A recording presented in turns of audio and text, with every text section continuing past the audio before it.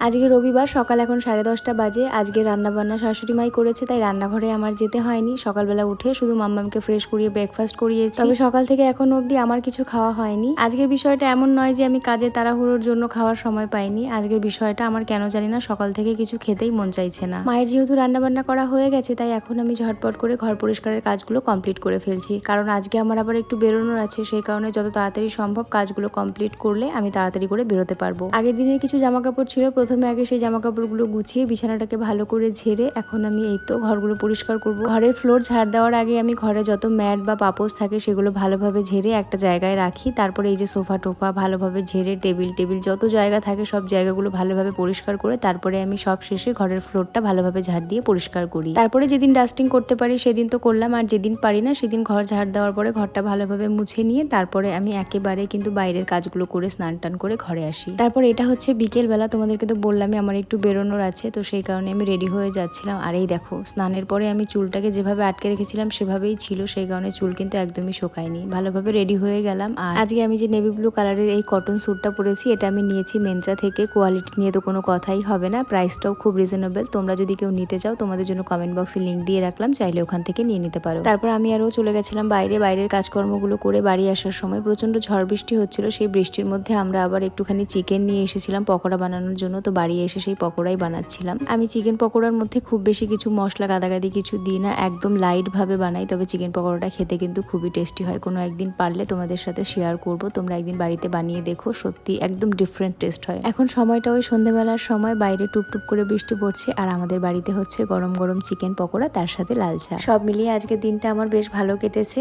আমার আজকের দিনের কিছু কিছু মোমেন্ট আমি তোমাদের সঙ্গেও শেয়ার করলাম। আশা করি ভিডিওটা তোমাদের ভালো লেগেছে। সবাই ভালো থেকো, তোমাদের সাথে আবার দেখা হবে।